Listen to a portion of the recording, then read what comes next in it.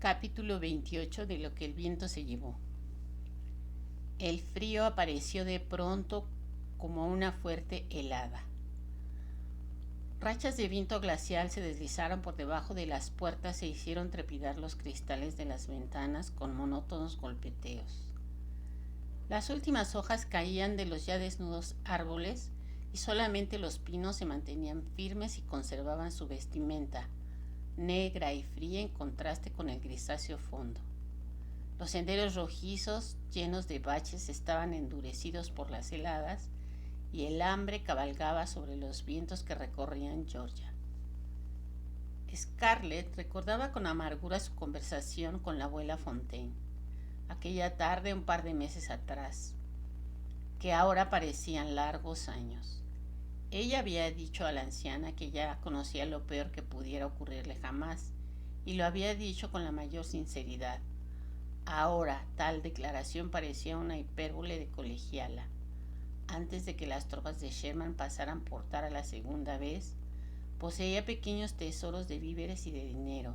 Tenía vecinos más afortunados que ella y tenía algodón, lo que permitiría ir tirando hasta la primavera. Ahora no tenía ni algodón ni víveres y el dinero no le servía para nada, porque no había alimentos que comprar y todos los vecinos estaban en igual o peor situación que ella. Por lo menos Scarlett tenía la vaca y la ternera, unos cuantos cochinillos y el caballo, mientras que los vecinos no poseían más que lo poco que hubieran podido esconder en los bosques o enterrar en alguna parte. Firehill, la espléndida residencia de los Tarleton, estaba incendiada hasta los cimientos y la señora Tarleton, con sus 4 hijas, se alojaban de mala manera en la casa del capataz. La casa de los Munro, cerca de Lovejoy, había quedado igualmente calcinada hasta el nivel del suelo. El ala de madera de mimosa también se había quemado, y si se había salvado el edificio central fue gracias a sus espesos muros de mampostería y a la frenética labor de los Fontaine y de sus esclavos con mantas y colchas mojadas. La casa de los Calder, en cambio, no había sufrido daño, gracias a la intervención de Hilton, el capataz yanqui, pero no quedaba en la finca una cabeza de ganado, ni gallina, ni siquiera una panocha de maíz. En Tara y en todo el condado el problema de los víveres era el más importante. La mayor parte de las familias no poseían más que lo que les quedaba de su cosecha de ñames y de cacahuates y la caza que podían obtener en los bosques. Y como en los días prósperos de antaño, cada uno compartía con los vecinos menos afortunados cuanto poseía. Pero no tardó en llegar el tiempo en que no hubo nada que compartir. En Tara comían conejo, zarigüeya y pescaditos de río, cuando Pork tenía suerte. Los demás días se repartían pequeñas raciones de leche, avellanas, bellotas asadas y ñames. Siempre están hambrientos. A Scarlett solo le parecía encontrar en derredor suyo manos tendidas, ojos suplicantes. Y verlos la ponía más furiosa aún, puesto que ella pasaba tanta hambre como los demás. Mandó matar la ternerilla porque consumía demasiada leche y aquella noche todo el mundo comió tanta carne que todos se pusieron enfermos. Sabía que tenía que matar uno de los María, pero se sacaría de uno matándolo, poco se sacaría de uno matándolo ahora, y si se pudiese ir tirando un poco más, sería bastante mayor. Todas las noches discutía con Melanie la conveniencia de enviar a Pork a caballo por los alrededores, provisto de algunos billetes del norte, a ver si podía comprar provisiones, pero el temor de que le quitaran a Pork el caballo y el dinero las retenía. No sabían por dónde andaban los yanquis. Podían hallarse a 1000 kilómetros de distancia o al otro lado del río. Una vez Scarlett, desesperada ya, quiso ir a caballo en busca de alimentos, pero las histéricas protestas de toda la familia, temerosa de los yanquis, la obligaron a desistir de sus planes. Pork forrajeaba en un radio bastante amplio. A veces no regresaba en toda la noche y Scarlett ni siquiera le preguntaba dónde había estado. En ocasiones volvía con algo de casa, en otras con unas panochas de maíz o una bolsa de guisantes secos. Una vez trajo un gallo que dijo haber encontrado en los bosques. La familia lo comió con deleite, pero no sin cierto remordimiento, porque sabían que Pork lo había robado, igual que el maíz y los guisantes. Una noche poco después llamó con los nudillos a la puerta de Scarlett, cuando ya todos los de la casa estaban dormidos, y mostró avergonzado una pierna acribillada de perdigones. Mientras ella se la vendaba, él contó torpemente que había sido descubierto al intentar meterse en un gallinero en Fayetteville. Scarlett no intentó ni siquiera preguntarle de quién era el gallinero, pero le dio unas palmadas en el hombro, mientras las lágrimas le afluían a los ojos. Los negros eran irritantes, a veces estúpidos y perezosos, pero había en ellos una lealtad que no podía pagarse con dinero, un sentimiento de unidad con sus amos blancos que los impulsaba a poner en peligro su vida para llevar vituallas a su mesa. En otros tiempos los hurtos de Pork hubieran sido mirados como cosa grave, que probablemente exigiría aplicarle una paliza. En otros tiempos se hubiera visto forzada a reprenderle severamente por lo menos. Recuerda siempre, hija mía, le había dicho Elena, que eres responsable tanto del estado moral de tus negros como de su estado físico. Debes hacerte cargo de que son como niños y hay que protegerlos contra sí mismos y debes siempre darles buen ejemplo. Pero ahora Scarlett relegó a la amonestación a un rincón de su cerebro, que con ello alentaba el robo y acaso el robar a gentes que vivían peor que ella ya no representaba un problema de conciencia. De hecho, el aspecto moral del asunto no tenía gran valor para ella. En vez de castigarlo o reprenderlo, solo lamentaba que hubiese sufrido un tropiezo. Ten más cuidado, Pork, no queremos perderte. ¿Qué haríamos sin ti? Has sido muy bueno y muy fiel, y cuando tengamos dinero otra vez, voy a regalarte un gran reloj de oro con una inscripción que diga lo que se lee en la Biblia. Te has comportado bien, siervo fiel y bueno. Pork se esponjó con la lisonja y se frotó vivamente la pierna vendada. Me agrada oír eso, señora Scarlett. ¿Cuándo espera usted tener dinero? No lo sé, Pork, pero lo tendré de un modo o de otro, antes o después. Se inclinó mirándole con ojos a la guerra de tener mucho dinero y nunca más sufriré hambre ni frío. Ninguno de nosotros sufrirá jamás hambre ni frío. Todos vestiremos bien y tendremos pollo asado cada día. Y calló. La regla más estricta de Tara, regla que ella misma había establecido y que se respetaba rigurosamente, consistía en que nadie podía hablar de lo bien que comían antes ni de lo que comerían ahora si pudieran. Pork abandonó la habitación mientras ella permanecía absorta, con la mirada perdida en el vacío. En otros tiempos que ya no volverían, la vida había sido compleja, pletórica de intrincados y complicados problemas. Había existido el problema de conseguir el amor de Ashley y de conservar a una docena de admiradores menos afortunados, pero sin dejarles perder las esperanzas. Había habido pequeños deslices de conducta que era necesario ocultar a las personas mayores, amigas celosas a las que desafiar o aplacar. Había que elegir incesantemente nuevos vestidos, materiales y modelos diferentes, peinados que probar y tantas cosas que alimentos suficientes para no morirse de hambre, bastante ropa para no morirse de frío y un tejado sin demasiadas goteras sobre sus cabezas. Fue durante esos días cuando Scarlett tuvo una y otra vez una pesadilla que iba a perseguirla después durante años. Lo que soñaba era siempre lo mismo. Los detalles no variaban jamás, pero el terror que sentía se hacía mayor cada vez, y el temor de volver a soñar lo mismo de nuevo la perturbaba aún durante las horas en que estaba despierta. Se acordaba muy bien de los incidentes del día en que por primera vez tuvo tal pesadilla. Había caído durante varios días una lluvia fría, y la casa estaba helada a causa de la humedad y las corrientes de aire. Los leños de la chimenea estaban húmedos y despedían mucho humo, pero poco calor. Desde el desayuno, nada había podido comer excepto un poco de leche, porque se habían acabado los ñames y ni los cepos que Pork colocaba en el bosquecillo, ni su pesca habían producido nada. Habría que matar uno de los marranillos si querían comer algo al día siguiente. Con caras tensas y hambrientas, tanto blancos como negros parecían pedirle con los ojos que les proporcionara algo de alimento. No tenía más remedio que arriesgar el caballo y enviar a Pork a que comprara algo donde pudiera. Para empeorar las cosas, Wade estaba enfermo. Le dolía mucho la garganta y tenía fiebre. Por supuesto, no había ni médico ni medicinas por aquellos parajes. Hambrienta y fatigada después de cuidar al niño durante largas horas, lo dejó en manos de Melanie por un rato y fue a tumbarse en la cama.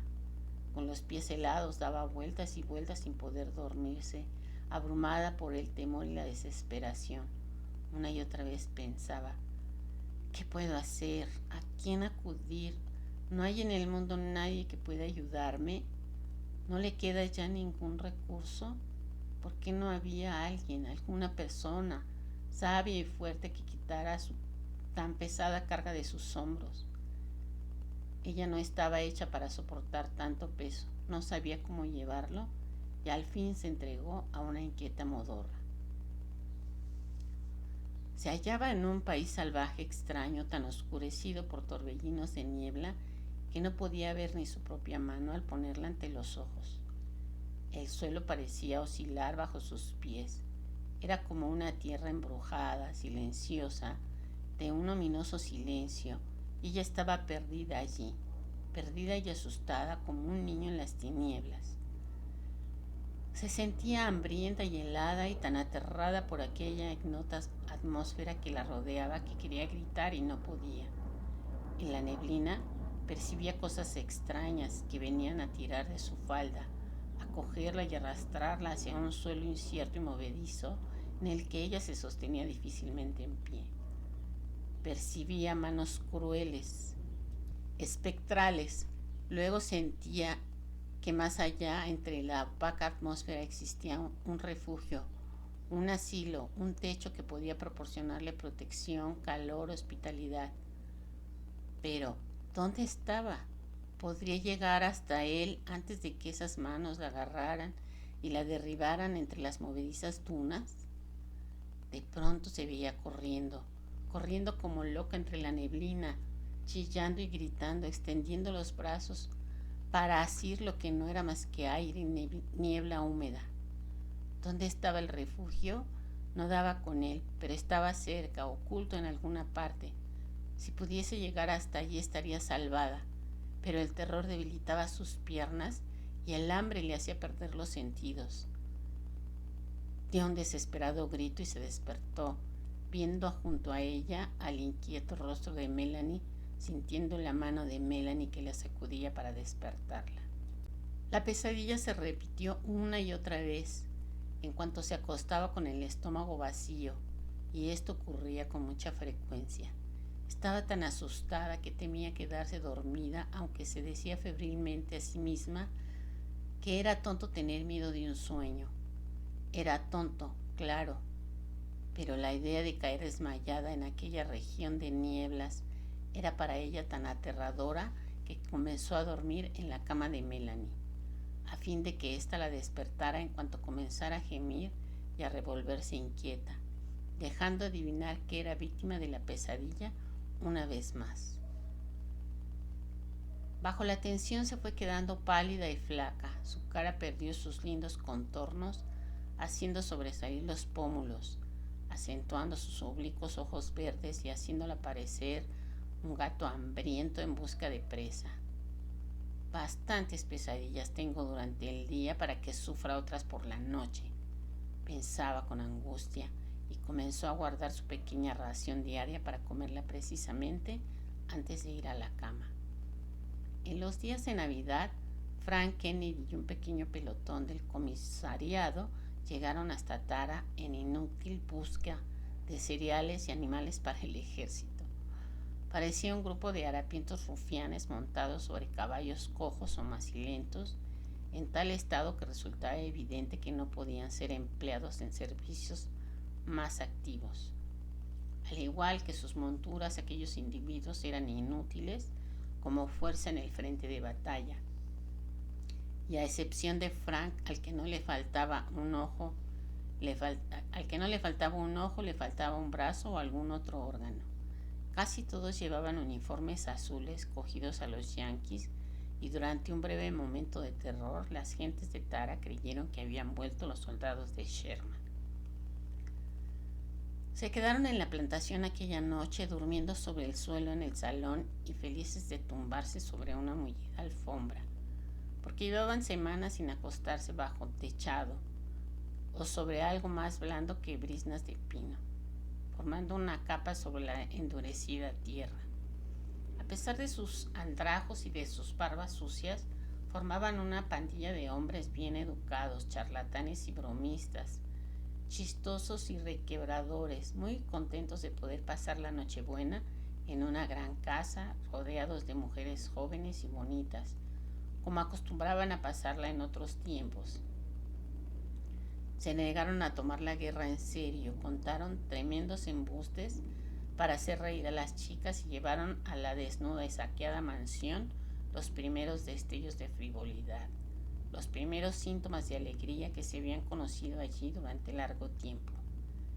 Esto es casi como antes, cuando dábamos fiestas en casa, ¿verdad?, cuchicheó Susele, que se sentía feliz. A Scarlett. Susele estaba en la gloria al tener admiradores a su lado otra vez y no podía apartar su mirada de Frank Kennedy. Scarlett quedó sorprendida al ver que su hermana podía parecer casi bonita, a pesar de la delgadez extrema que le quedara después de su enfermedad. Ahora sus mejillas aparecían rosadas y en sus ojos brillaba una mirada suave y luminosa. Debe de quererle realmente, pensó Scarlett con cierto desdén. Me figuro que incluso se humanizaría si llegara a tener un marido, aunque el marido fuera un carcamal como Frank. Carret también se había animado un poco y aquella noche abandonó en parte su aspecto de sonámbula. Averiguó que uno de aquellos hombres había conocido a Brent Tarleton y había estado con él cuando lo mataron, y se prometió a sí misma una larga conversación acerca del asunto después de la cena. Durante esta, Melanie sorprendió a todos haciendo un esfuerzo para abandonar su timidez habitual y mostrarse casi vivaracha. Se rió y bromeó, y el esfuerzo con pródigas galanterías. Scarlett apreciaba cuánto significaba aquel esfuerzo, tanto mental como físicamente, porque Melanie sufría verdaderas torturas por su invencible timidez ante la presencia de cualquier ser de género masculino. Además, no se encontraba del todo bien. Aunque insistía en que estaba ya buena y trabajaba más que Dilsey, Scarlett sabía que seguía enferma. En cuanto tenía que levantar algo un poco pesado, palidecía y tenía una manera especial de sentarse de repente, como si las piernas se negaran a sostenerla, tan pronto como intentaba hacer el menor esfuerzo. Pero en esa noche, tanto ella como Susele y Carren hicieron todo lo posible para que los soldados pasaran una Nochebuena agradable. La única que no disfrutó con la compañía de sus huéspedes fue Scarlett. La pequeña tropa había agregado su ración de maíz tostado y carne prensada a la cena de guisantes secos, manzanas cocidas y cacahuates que mamita les sirvió, y todos declararon que era la mejor cena que habían comido desde hacía varios meses. Scarlett los veía comer y se sentía intranquila. No solamente les regateaba con el pensamiento cada bocado que engullían, sino que estaba temblando de miedo por si llegaban a descubrir el lechón que Pork había degollado el día anterior. El lechoncillo quedó colgado en la despensa y ella había prometido muy en serio que sacaría los ojos a cualquiera de la casa que mencionara a los huéspedes la presencia de los hermanos y hermanas del difunto cerdito, puestos en seguridad en el pantano. Aquellos hombres hambrientos devorarían el lechón en una sola comida, y si averiguaban que había otros vivos, los requisarían para el ejército. No menos alarmada estaba con respecto a la vaca y al caballo, y lamentaba que una y otra no se encontraran igualmente escondidos en el pantano en vez de estar atados en el bosque junto al prado. Si el comisario se llevaba su ganado, era imposible que Tara soportara el invierno. No había manera de reemplazar esos animales. Lo que el ejército comía o dejaba de comer no era cosa de ella. El Estado debía preocuparse de su ejército. Bastante trabajo tenía ella para alimentar a los suyos. Los soldados añadieron todavía como postre unos cuantos panecillos de ariete. Era la primera vez que Scarlett veía aquel comestible confederado, acerca del cual se hacían entonces casi tantos chistes como acerca de los piojos. Consistían en carbonizadas espirales de algo que parecía madera. Los huéspedes la retaron a que encara el diente a uno, y cuando lo hizo descubrió que bajo la superficie ennegrecida por el humo había una especie de pan de maíz sin sal. Los soldados mezclaban con agua su ración de maíz, añadiendo sal cuando la tenían. Envolvían con la espesa pasta los arietes y los tostaban sobre las hogueras de los campamentos. Quedaban tan duros como el turrón de almendra, pero tan insípidos como el serrín, y después de probar el primer bocado, Scarlett se apresuró a devolver el pedazo entre las grandes carcajadas de todos. Cruzó su mirada con la de Melanie y el mismo pensamiento se reflejó patentemente en muchas fisonomías. ¿Cómo pueden continuar luchando si no tienen para comer más que esta porquería? La comida fue bastante alegre e incluso Gerald, que la presidía con mirada ausente desde la cabecera de la mesa, se las compuso para extraer del fondo de su cerebro algo de sus modales de buen anfitrión y una vaga sonrisa. Los hombres charlaban, las mujeres sonreían y se mostraban halagadoras, pero Scarlett, al volverse súbitamente hacia Frank Kennedy para preguntarle noticias de la señorita Pittipat, sorprendió en su rostro una expresión que le hizo olvidar lo que pensaba decir. Sus ojos se habían apartado de los de Susselet y se paseaban por toda la estancia, hacia la mirada sorprendida y casi familiar de Gerald, hacia el suelo desprovisto de alfombras, hacia la chimenea desnuda de todo ornamento, hacia los muebles hundidos y la rasgada tapicería que la bayoneta Yankee había destrozado, hacia el rajado espejo suspendido sobre la consola, hacia las manchas oscuras que habían dejado en la pared los cuadros que allí colgaban antes de la llegada de los yanquis, hacia el reducido servicio de mesa, hacia los viejos pero cuidadosamente remendados vestidos de las muchachas, hacia el saco de harina que convertido en infantil vestimenta llevaba Wade. Frank rememoraba aquella Tara que él había conocido antes de la guerra, y su rostro registraba una contracción de dolor, de cansada impotencia, de cólera. Amaba a Susselet, tenía afecto a sus hermanas, respetaba a Gerald y sentía verdadero cariño hacia la plantación. Desde que Sherman se paseara por toda Georgia, Frank había visto muchos espectáculos tristes en sus excursiones a caballo por el estado a fin de buscar provisiones para el ejército, pero nada había impresionado tanto su corazón como ahora Tara.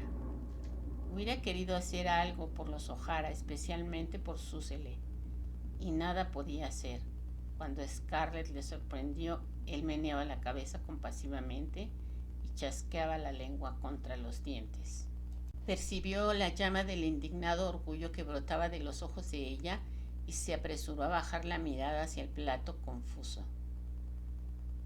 Las muchachas estaban hambrientas de noticias. No había servicio de correos desde la caída de Atlanta, hacía ya 4 meses, y se hallaban ahora en completa ignorancia de por dónde andaban los yanquis.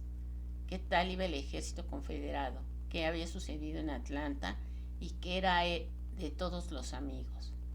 Frank, cuya misión le obligaba a recorrer todo aquel sector, era tan valioso como un periódico, más aún porque estaba emparentado o conocía a todo el mundo desde Macon hasta Atlanta y podía facilitar pequeñas noticias de índole personal e íntima que la prensa suele omitir.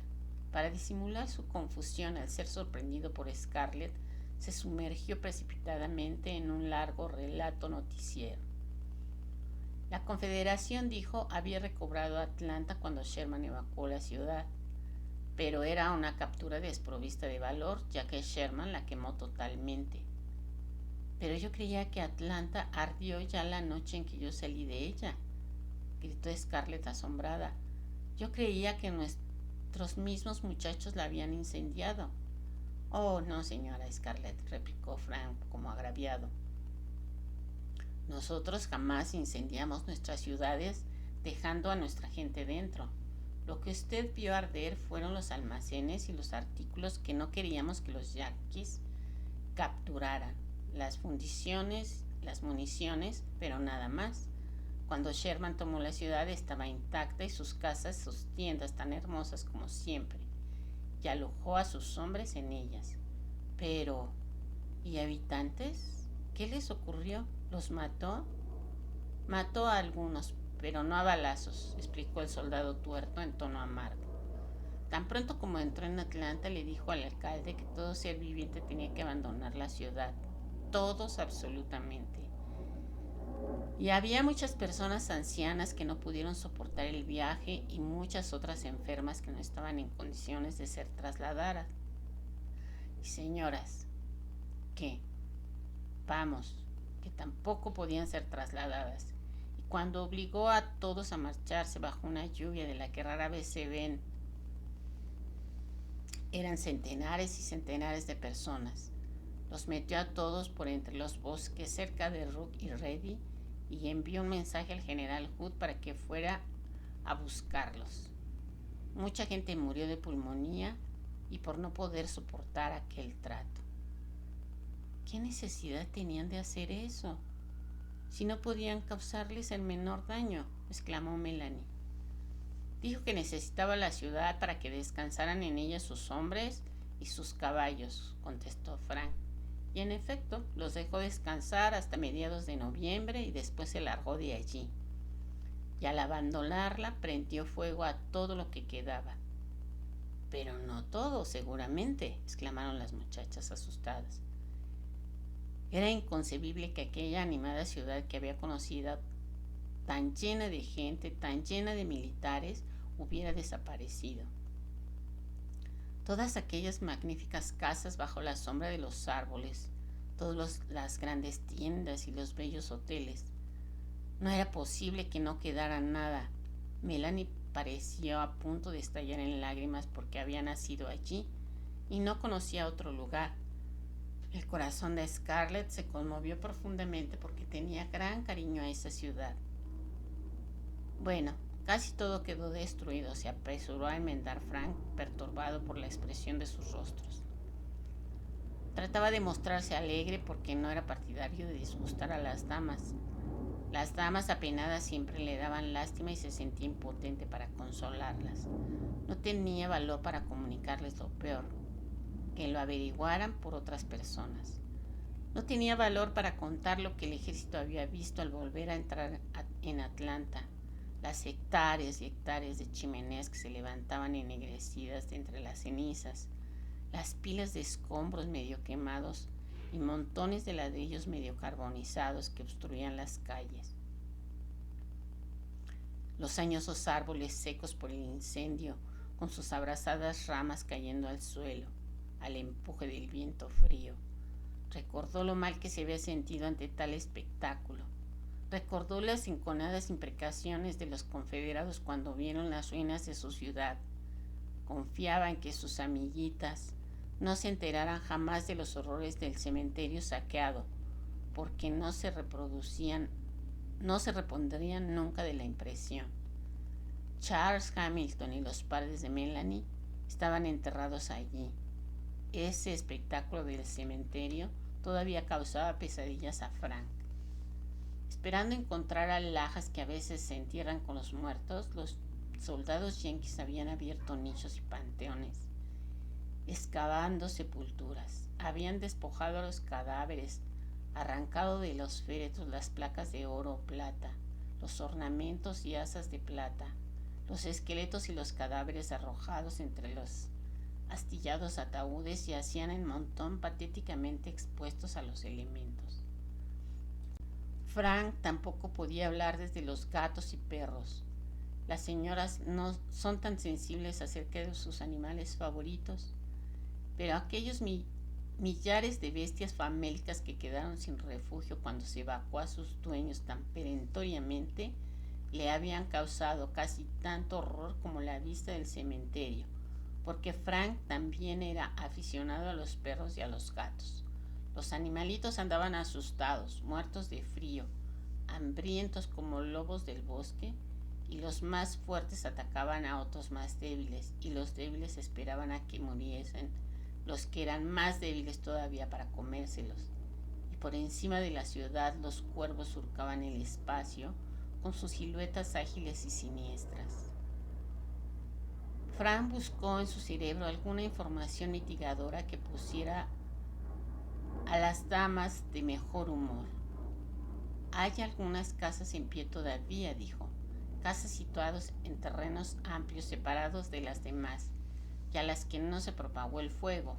Quedan las iglesias y la gran sala de fiestas, unas cuantas tiendas también, pero el barrio mercantil y las calles a lo largo del ferrocarril y 5 puntos, bueno, señoritas, toda esa parte de la población quedó hecha cisco. Entonces, exclamó Scarlett con amargura, es el almacén que Charles me dejó en herencia cerca de la vía. ¿Está deshecho también? Si estaba junto a la vía, no quedará mucho de él. Pero de pronto su cara se iluminó con gran sonrisa. ¿Por qué no se había acordado antes? Una buena noticia, señoritas. La casa de su tía Pitty ha quedado en pie. Algo averiada naturalmente, pero en su sitio. Oh, ¿cómo se libró de la quema? Está construida de ladrillo y tiene tejado de pizarra. ¿Acaso el único que hay en Atlanta? Y eso hizo que las chispas no prendiesen, me figuro. Además, es casi la última casa del extremo de la ciudad y el incendio no fue tan intenso por esa parte. Por supuesto, los yanquis acuartelados allí hicieron abundantes destrozos, quemaron como leña incluso los paneles y el barandal de caoba de la escalera, pero ¡qué demonio! Ha quedado en buen estado. Cuando vi a la señorita Pitty por última vez en Macon, ¿la vio usted? ¿Cómo está? Divinamente. Cuando le dije que su casa seguía en pie, decidió irse allí inmediatamente. Es decir, si ese viejo negro Peter le permite marcharse. Mucha gente de Atlanta ha regresado ahí ya, porque comenzaban a estar intranquilos en Macon. Sherman no tomó Macon, pero todo el mundo teme que los soldados de Wilson vayan allí, y Wilson es peor que Sherman. Pero son unos necios volviendo allí si no se quedan ya en casa. ¿Dónde van a vivir? Señora Scarlett, viven en tiendas de campaña y en barracones y en cabañas hechas de troncos de árboles, y metiéndose 6 o 7 familias en cada casa medio habitable, y están tratando de reconstruir la población. No lo llame usted necio, señora Scarlett. Conoce usted a la gente de Atlanta igual que yo. Están encariñados con su ciudad, casi tanto como los de Charleston lo están con la suya. Y hace falta algo mucho más serio que los yanquis y el fuego para alejarlos de ella. Las gentes de Atlanta son, perdóneme usted, señora Melanie, tan obstinados como mulas en los que se refiere a su ciudad. No sé por qué, pues a mí Atlanta siempre me pareció una ciudad demasiado atrevida, insolente, digamos, pero claro, yo he nacido en el campo y las ciudades no me gustan. Ahora les diré una cosa, los primeros que vuelvan serán los más listos. Los últimos que lleguen en llegar no encontrarán ni un ladrillo ni una astilla de lo que fueron sus casas, porque los que ya están allí andan buscando por toda la población materiales abandonados para reparar o reconstruir sus hogares. Anteayer mismo vi a la señora Merriweather y a la señora Mabel y a su vieja negra recogiendo ladrillos en una carretilla de mano. Y la señora Maid me dijo que pensaba construir una cabaña de troncos. En cuanto llegue el doctor y la ayude. Me aseguró que había vivido en una cabaña de troncos cuando llegó a Atlanta por primera vez y que no tendrá inconveniente en volver a hacerlo. Por supuesto, bromeaba, pero esto les mostrará a su estado de ánimo. Creo que son gente de mucho espíritu, dijo Melanie con orgullo. ¿No te parece, Scarlett? Esta sintió con la cabeza, con melancólico orgullo de su ciudad adoptiva. Como decía Frank, era una población emprendedora, insolente, pero por eso mismo le gustaba. No era una de esas poblaciones de ideas atrasadas y estrechas, dominadas por los convencionalismos como otras ciudades más viejas, sino que poseía una exuberancia y una osadía comparables a las suyas. Yo soy como Atlanta, pensó. Hace falta algo más que los Yankees o el fuego para que yo me rinda. Si la tía Pitty vuelve a Atlanta, valdría más que nos fuéramos a vivir con ella, dijo Melanie, interrumpiendo el engranaje de sus pensamientos. Sola se morirá de miedo. Pero Meli, ¿cómo puedo yo dejar esto?, preguntó Scarlett enfadada. Si tantas ganas tienes de salir de aquí, no seré yo quien te detenga. Oh, no quise decir eso, querida, exclamó Melanie, sonrojada por la angustia. Qué alocada soy. Naturalmente, tú no puedes dejar Tara y me figuro que el tío Pedro y la cocinera negra pueden cuidar bien a la tía. Nada te impide marcharte, repitió Scarlett con sequedad. Sabes bien que yo no he de dejarte, contestó Melanie. Sin ti me moriría de miedo. Como gustes. Además, nunca se me ocurriría volver a Atlanta. Tan pronto como levanten unas cuantas casas, irá Sherman y otra vez la incendiará. No irá, dijo Frank, y a pesar de sus esfuerzos, su rostro se nubló. Ha seguido atravesando el estado hasta la costa. Savannah fue tomada esta semana y dicen que los Yankees están penetrando ya por Carolina del Sur. ¿Han tomado Savannah? Sí, era inevitable, señora. Savannah tenía que caer por fuerza. No dejaron suficientes hombres para defenderla, aunque se echó mano de todos los que les fue posible reclutar. A todo hombre que pudiera, aunque no fuera más que arrastrar un pie detrás de otro. ¿No saben ustedes que cuando los Yankees marchaban contra Milletville se llamó a todos los cadetes de las academias militares, por jóvenes que fuesen, y hasta abrieron los presidios del estado para conseguir más tropas? Sí, señor, dejaron en libertad a todos los presidiarios que quisieran luchar e incluso se les prometió el perdón para después de la guerra si vivían. Se me ponía la carne de gallina viendo a esos pobres cadetes alineados con ladrones y asesinos. Liberaron a los presidiarios para que puedan volver a empezar. Vamos, señora Scarlett, cálmese. Están muy lejos de aquí y además se portan bien como soldados. Ser ladrón no impide ser buen soldado, ¿verdad? Me parece bien esa medida, opinó Melanie con dulzura. Bueno, pues a mí no, repuso Scarlett categóricamente. Bastantes bandidos hay ya por ahí, de todos modos, con los Yankees y con los... Se detuvo a tiempo, pero los invitados se echaron a reír. Con los Yankees y con nuestros departamentos de comisariado, añadieron para terminar la frase, y ella se sonrojó. Pero, ¿dónde está el ejército del general Hood? Intervino Melanie presurosamente. Me parece que él hubiera podido defender Savannah. ¿Cómo, señora Melanie?, prorrumpió Frank, sorprendido y hasta indignado. El general Hood no se ha aproximado siquiera a ese sector. Está combatiendo en Tennessee, tratando de traer a los Yankees y de echarlos de Georgia. Pues sí que le resultaron bien sus planes, exclamó Scarlett con ironía. Dejó que los malditos Yankees entrasen por aquí sin que tuviéramos para protegernos más que chicos de la escuela, presidiarios y viejos de la Guardia Territorial. Hija mía, dijo de pronto Gerald incorporándose, estás usando un lenguaje censurable. Tu madre se disgustará. Todos los Yankees son unos malditos, exclamó Scarlett fogosamente. Siempre habré de llamarlos así. Al nombrarse a Elena, todo el mundo se sintió algo embarazado y la conversación se cortó en seco. Melanie la reanudó de nuevo. ¿Cuándo estuvo usted en Macon? Cuando estuvo usted en Macon, ¿vio a India y a Honey Wilkes? ¿Sabían algo de Ashley? Señora Melanie, ya sabe usted que si yo hubiera tenido la menor noticia de Ashley, habría venido corriendo hasta aquí desde Macon para comunicársela, dijo Frank en tono de reproche. No sabía nada, pero no se inquiete usted por Ashley, señora Melanie.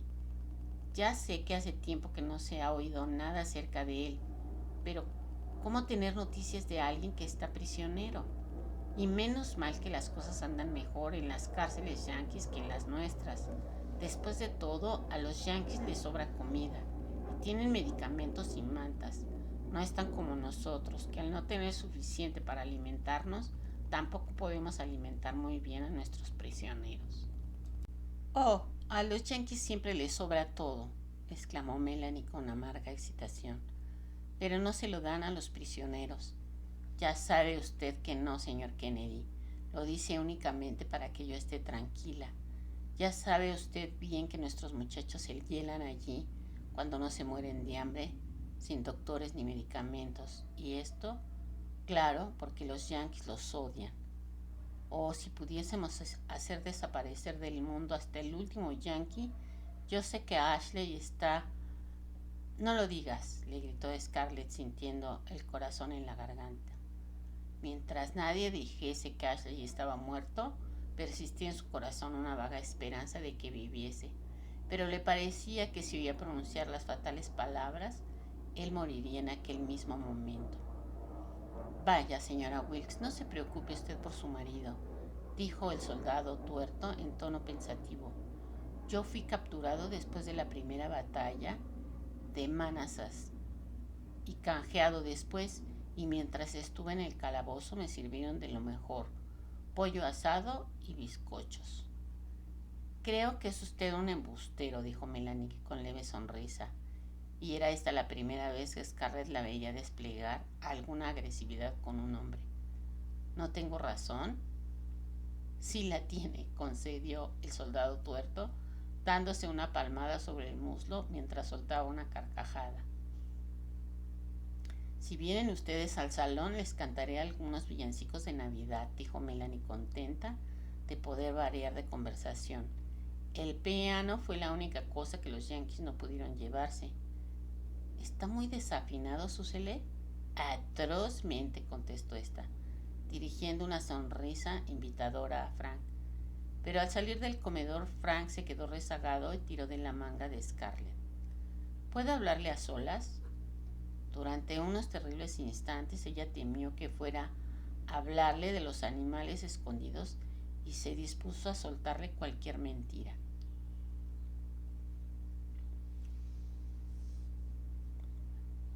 Cuando se despejó la estancia y ambos quedaron de pie junto a la lumbre, todo el buen humor ficticio que había mostrado Frank delante de los demás desapareció y Scarlett observó que parecía un viejo. Su rostro estaba demacrado y tan parduzco como las hojas que danzaban por el prado de Tara, y su barba rojiza y rala estaba veteada de gris. Frank se alisó maquinalmente y tosió con embarazo antes de comenzar a hablar. Siento mucho lo de su madre, señora Scarlett. Por favor, no hable de ello. Y su padre está así desde... Sí, no es el mismo como puede ver. Ciertamente la quería de veras. Oh, señor Kennedy, se lo ruego, no hablemos de... Lo siento, señora Scarlett, perdóneme, dijo él moviendo los pies nerviosamente. La verdad es que quería hablar con su padre de un asunto y ahora veo que será inútil. ¿Acaso yo pueda servirle para el caso, señor Kennedy? Soy ahora el cabeza de familia. Bueno, comenzó Frank, dando nuevos tirones a su pobre barba. La verdad es que, bueno, señora Scarlett, yo tenía intenciones de pedir el matrimonio a la señorita Susele. ¿Quiere usted decir, exclamó Scarlett con sorpresa, que todavía no había pedido el consentimiento de mi padre? Si ha estado usted cortejándola desde hace años. Frank se ruborizó y sonrió muy embarazado y confuso, como un adolescente vergonzoso. Bien, ¿qué sabía yo si ella me haría caso o no? Tengo bastante más edad que ella y había tantos muchachos jóvenes y buenos mozos que rondaban por Tara que... Qué tonto, pensó Scarlett. Si venían era por mí, no por ella. Todavía no sé si Susele me aceptará o no. No le he preguntado nada, pero seguramente adivina mis sentimientos. Yo tenía intenciones de decírselo al señor O'Hara, de decirle la verdad, señora Scarlett. No poseo ahora ni un solo centavo. Tenía antes bastante dinero, si me permite mencionarlo, pero ahora lo único que poseo es mi caballo y la ropa que llevo encima. Verá usted, cuando me alisté en el ejército vendí la mayor parte de mis tierras, invirtiendo el dinero en bonos de la Confederación y ya sabe usted cuánto valen hoy, menos que el papel en que se imprimieron. De todos modos, ni siquiera me queda el papel, al menos que el papel, al menos al quemar los yanquis la casa de mi hermana, quemaron también esos bonos. Ya sé que es casi una insolencia de mi parte pedir la mano de la señorita Suelen, ahora que estoy sin un centavo, pero así son las cosas. He pensado y he reflexionado y veo que no sabemos cómo acabará todo. Nadie lo sabe. Para mí esto es como el fin del mundo. Nada es seguro y sería un gran consuelo y acaso significaría también cierta tranquilidad para ella estar ya prometidos. Siempre sería una seguridad. No me atrevería a proponer matrimonio hasta convencerme de que soy capaz de encargarme de ella, señora Scarlett, y no sé cuándo podrá ser, pero si el amor es sincero, tiene para usted algún valor, puede usted estar persuadida de que la señorita Susele será rica de este valor, aunque no lo sea de otro. Pronunció las últimas palabras con cierta sencilla dignidad que conmovió a Scarlett, incluso en su irónica actitud. No acertaba a comprender que nadie pudiera enamorarse de Susele. Su hermana le parecía un monstruo de egoísmo, una de esas niñas tontas que jamás están contentas, una mujer que nunca podía hacer más que amargar la vida de los demás. Eso no importa, señor Kennedy, contestó ella con amabilidad. Estoy segura de poder hablar en nombre de mi padre. Él siempre le apreció a usted y esperaba que algún día Susele y usted se casaran. ¿De veras?, exclamó Frank con alegría reflejada en su rostro. Ciertamente, contestó Scarlett, ocultando la risa porque recordaba que frecuentemente Gerald había gritado a Susele a la hora de cenar. ¿Y qué hay de eso, señorita? Ese ardiente admirador tuyo ¿no se ha declarado todavía? Voy a tener que preguntarle qué intenciones trae. Entonces le hablaré esta noche, dijo él con voz temblorosa mientras agarraba la mano de la joven y se la sacudía con inconsciente vigor. Es usted muy bondadosa, señora Scarlett. Voy a decir a mi hermana que venga, contestó Scarlett con una sonrisa y dirigiéndose al salón. Melanie comenzó a tocar el piano. Estaba desafinado, pero algunas notas pasaban Algunas notas sonaban pasablemente y Melanie levantaba la voz para dirigir a los demás el canto de escuchad, los ángeles anunciadores cantan. Scarlett se detuvo. Parecía imposible que la guerra hubiese pasado por allí 2 veces, que viviera en un país devastado, casi sin tener que comer, y que pudieran estar entonando ese cántico navideño como si nada ocurriese. Se volvió de pronto hacia Frank. ¿A qué se refería cuando ha dicho que esto le parecía como si fuese el fin del mundo? Se lo diré con franqueza, respondió lentamente, pero no quisiera que alarmase usted a los demás con lo que voy a explicarle. La guerra no puede prolongarse mucho. No hay hombres de refresco para nutrir las filas y las deserciones menudean, más de lo que se admite oficialmente. Claro, esos hombres no pueden continuar alejados de sus familias cuando saben que éstas se mueren de hambre y vuelven a sus casas con objeto de procurar cuidar de su alimentación. No se les puede criticar, pero eso debilita al ejército, y el mismo ejército no puede combatir sin víveres y no los hay. Lo sé porque yo me ocupo precisamente de eso. He recorrido esta comarca en todas direcciones desde que recuperamos Atlanta y no queda ella ni lo bastante para alimentar un tordo. Lo mismo ocurre si uno desciende 500 kilómetros más al sur, hacia Savannah.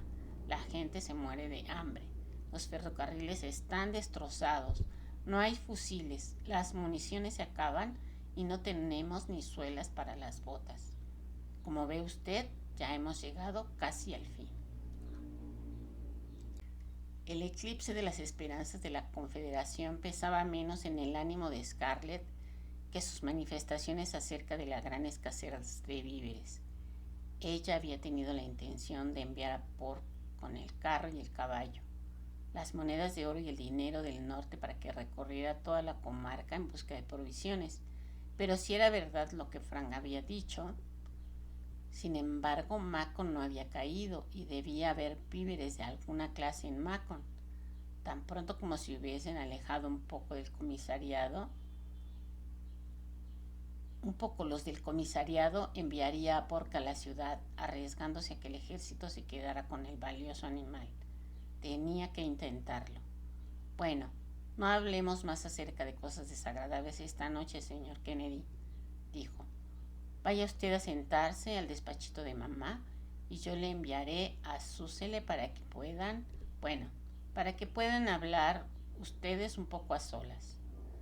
Ruborizado y sonriente, Frank se deslizó afuera de la estancia, seguido por la mirada de Scarlett. Qué lástima que no puedan casarse enseguida, pensó ella. Sería una boca menos que alimentar. Fin del capítulo 28.